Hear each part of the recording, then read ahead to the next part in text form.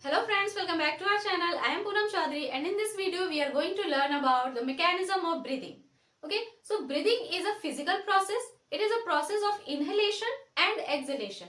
Means इसमें क्या होता है कि आपका inhalation होता है means intake of air. Air को हम inhale कर रहे हैं, अंदर लेकर जा रहे हैं. Okay, और दूसरा प्रोसेस होता है एक्सलेशन जिसे हम एक्सपीरेशन भी कहते हैं means expulsion of air. Air बाहर आता है. एयर मीन्स CO2 बाहर आता है. ओके, इसी प्रोसेस को हम बोलते हैं ब्रीदिंग. बट ये होता क्यों है और कैसे होता है ये? क्योंकि हम करते तो नहीं है इसे.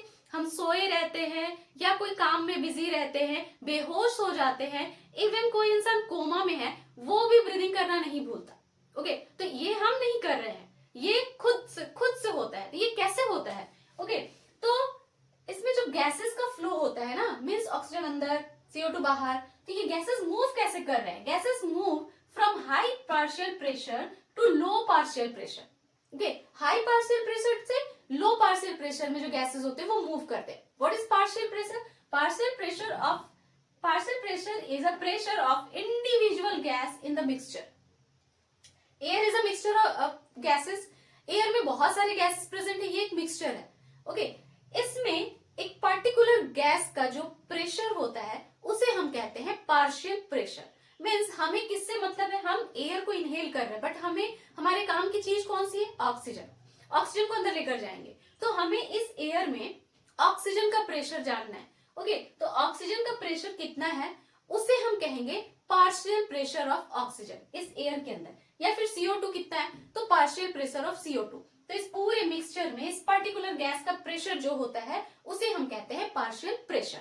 ओके, ये पार्शियल प्रेशर इनवर्सली प्रोपोर्शनल होता है वॉल्यूम के. इस एयर का जितना वॉल्यूम होगा उसका इनवर्सली प्रोपोर्शन होगा आपका पर्टिकुलर गैस का प्रेशर. ओके, इसे बॉयल्स लॉ कहते हैं. ना इनहेलेशन, ये कैसे होता है? Inhalation means intake of air. ये कैसे हो रहा है खुद ब खुद? It is occurs due to increase in the pulmonary cavity. Okay, what is pulmonary cavity? Pulmonary cavity means lungs. ये हमारा कुछ इस तरह का मान लीजिए कि लंग्स है, तो लंग्स के अंदर का एरिया जो है वो हो गया आपका पल्मोनरी कैविटी. तो पल्मोनरी कैविटी का जो वॉल्यूम इंक्रीज हो जाता है तो उसी के वजह से इनहेलेशन का प्रोसेस होता है. Okay, volume increased due to the contraction of two types of muscle. अब वॉल्यूम इंक्रीज के वजह से इनहेलेशन हो रहा है, लेकिन वॉल्यूम इंक्रीज क्यों हो रहा है? हम तो नहीं कर रहे, ये तो खुद ब खुद हो रहा है. तो वॉल्यूम इंक्रीज क्यों हो रहा है? ये टू टाइप्स के मसल्स हमारे इस एरिया में प्रेजेंट होते हैं चेस्ट कैविटी में, जिसके कॉन्ट्रैक्ट करने से होता है. पहला है हमारा एक्सटर्नल इंटरकॉस्टल मसल. ओके, जो हमारा रिब होता है ना, इस तरह से हमारे रिब्स प्रेजेंट होते हैं. इसमें कुछ मसल्स प्रेजेंट होते हैं. ओके, इस तरह से आपके कुछ मसल्स होते हैं और कुछ इनसाइड में इस तरह से करके मसल्स प्रेजेंट होते हैं.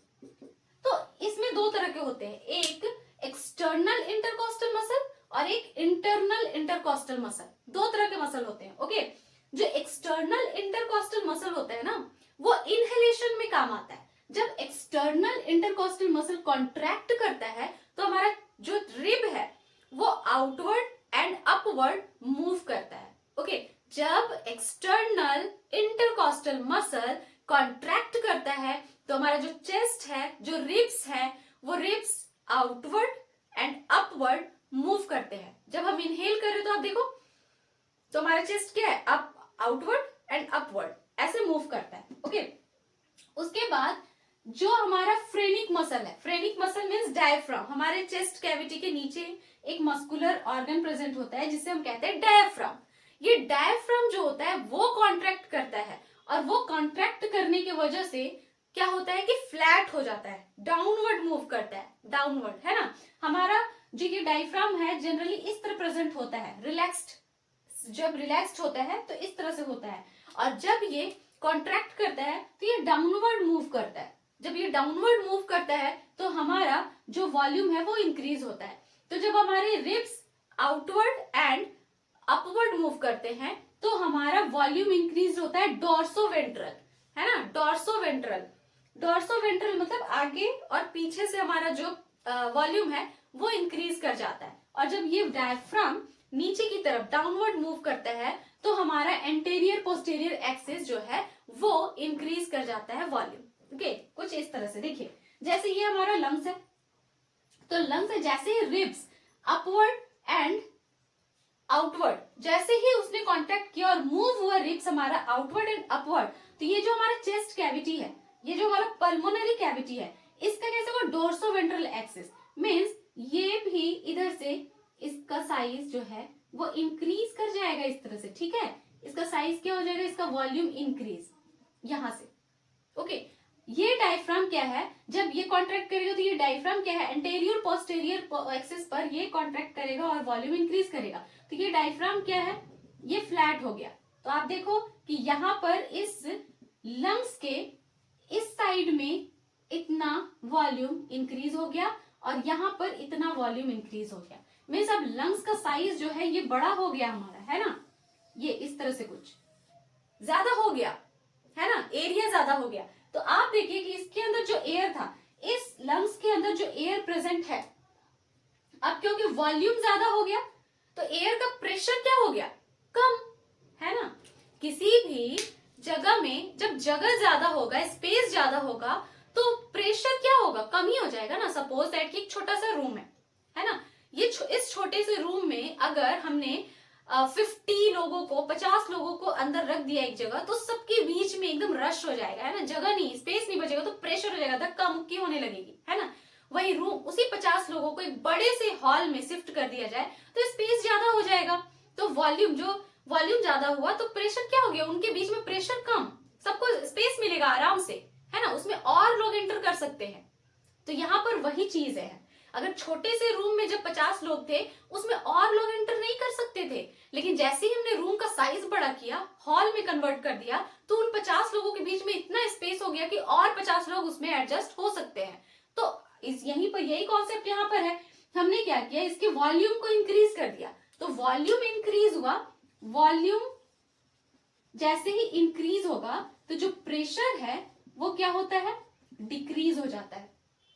प्रेशर डिक्रीज मीन्स ऑटोमेटिकली जो बाहर है, अंदर का पार्शियल प्रेशर, है ना, इसके कैविटी के अंदर पार्शियल प्रेशर ऑफ, ठीक है, O2 क्या हो गया, या एयर जो है वो डिक्रीज हो गया, है ना, पार्शियल प्रेशर डिक्रीज हो गया कंपैरिजन यहाँ पर हमारे सराउंडिंग्स में, जो एक्सटर्नल हमारे एनवायरमेंट में जो एयर प्रेजेंट है उसमें O2 का पार्शियल प्रेशर ज्यादा है और हमारे लंग्स में क्या हो गया, कम हो गया, क्योंकि वॉल्यूम ज्यादा हो गया, तो ऑटोमेटिकली यहां से एयर जो है वो मूव करके हमारे लंग्स के अंदर आ जाएगा, क्योंकि हमने पहले ही पढ़ा कि जो गैसेस है वो फ्लो करते हैं higher partial pressure to low partial pressure, तो यहाँ पर पार्शियल प्रेशर ज्यादा है, यहाँ पर पार्शियल प्रेशर कम है, तो मूव कर जाएगा ऑक्सीजन और इनहेलेशन का प्रोसेस कंप्लीट हो जाएगा। ओके अब हम देखते हैं कि एक्सहेलेशन का प्रोसेस कैसे होता है। ओके तो एक्सहेलेशन के लिए भी वही दोनों जो मसल्स हैं हमारे वही काम आएंगे। इनहेलेशन में क्या होता है, एक्सटर्नल इंटरकॉस्टल मसल कॉन्ट्रैक्ट कर रहे थे और डायफ्राम भी कॉन्ट्रैक्ट कर रहा था, यहाँ पर वही एक्सटर्नल इंटरकॉस्टल मसल जो है वो रिलैक्स्ड हो जाएंगे, जो यहाँ पर कॉन्ट्रैक्शन हुआ था वो अब रिलैक्सेशन हो जाएगा। तो जैसे ही एक्सटर्नल इंटरकॉस्टल मसल रिलैक्स होंगे, रिब्स क्या होगा, जो अपवर्ड और आउटवर्ड गया था वो क्या हो जाएगा, इनवर्ड आ जाएगा और डाउनवर्ड आ जाएगा, है ना, वो अपने नॉर्मल स्टेज में आ जाएगा रिब्स हमारा, तो इस तरह से मूव कर जाएगा। डायफ्राम वही जो रिलैक्स होगा, जब ये कैसा था, डोम शेप्ड का था, है ना, हमारा जो डायफ्राम होता है वो डोम शेप में होता है, जब वो कॉन्ट्रैक्ट करता है तो वो नीचे जाता है डाउनवर्ड, जब वो रिलैक्स होगा तो फिर से अपवर्ड आ जाएगा, है ना, तो ये अपवर्ड आ गया। तो क्या हुआ, हमारा जो पल्मोनरी कैविटी है, suppose that this is our lungs, है ना, तो इसमें जो बढ़ा हुआ था अब ये रिब्स की वजह से ये क्या हो जाएगा, अपने वापस से नॉर्मल साइज में आ जाएगा, है ना, मतलब यहीं पर देख लो, ये जो भी इसका एक्सटर्नल जो वॉल्यूम बढ़ा हुआ था, जैसे ही ये हमारा रिब्स जो है वो अपने नॉर्मल साइज में आएगा, नॉर्मल स्टेज में आएगा, तो फिर से लंग्स कैसा हो गया, पहले की तरह हो गया नॉर्मल, है ना। ये जो हमारा डोम शेप का था जो नीचे आ चुका था, अब फिर से वापस चला जाएगा और फिर से क्या हो जाएगा, ये अपवर्ड, तो क्या हो गया, इसका वॉल्यूम कम, है ना। अब यहाँ पर क्या हो जाएगा, वॉल्यूम डिक्रीज हो गया, अब इस लंग्स का क्या हो गया, वॉल्यूम डिक्रीज, तो प्रेशर क्या हो जाएगा, इंक्रीज, है ना, प्रेशर क्या हो गया, इंक्रीज, मतलब उसी 50 लोगों को हमने एक छोटे से कमरे में फिर से भेज दिया, है ना, छोटे से कमरे में भेज दिया 50 लोगों को, तो क्या हो गया, कमरा छोटा मीन्स वॉल्यूम कम, और जो लोग हैं 50 तो उनके बीच में प्रेशर क्या हो गया, ज्यादा हो गया हाई, तो अब क्या होगा, लोग वहां से निकलना चाहेंगे ना, क्या करेंगे, वहां थोड़े रहेंगे, वहां पर बहुत ज्यादा रश हो गया, भीड़ भाड़ हो गई है, तो लोग सोचेंगे यहाँ रहने से अच्छा बाहर निकल जाए, तो वो रास्ता देखेंगे बाहर निकलने के लिए। तो सेम उसी तरह यहाँ पर जैसे ही पल्मोनरी कैविटी का वॉल्यूम कम हुआ, प्रेशर ज्यादा हो गया, तो प्रेशर ज्यादा हो गया किसका, CO2 है ना अब यहाँ पर, तो अब CO2 ये बाहर निकलना चाहेगा, तो क्या होगा, बाहर निकल जाएगा ये, है ना, CO2 क्या होगा, बाहर निकल के आ जाएगा, क्योंकि यहाँ पर पार्शियल प्रेशर बहुत ज्यादा हो गया है कंपैरिजन टू द एनवायरमेंट, तो CO2 आराम से बाहर चला जाएगा। अब रास्ता कहाँ से है, या तो मुंह से निकलेगा या तो नाक से निकलेगा, है ना, तो जहां से रास्ता मिलेगा वो जल्दी से बाहर निकल जाएगा। तो कुछ इस तरह से हमारा ये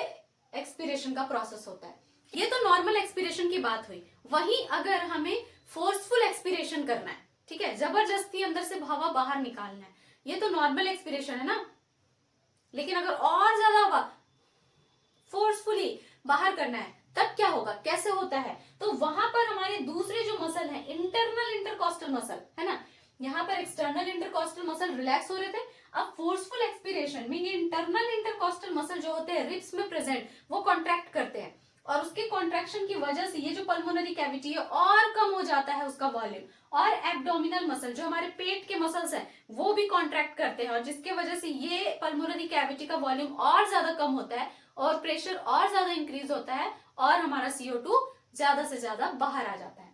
ओके, तो इस तरह से था कुछ हमारा एक्सपीरेशन एंड इंस्पिरेशन का process, mechanism of breathing. I hope this lecture found helpful to you. If you like the video, then hit the like button and do subscribe my channel. मिलते हैं नेक्स्ट वीडियो में, तब तक के लिए bye bye and take care.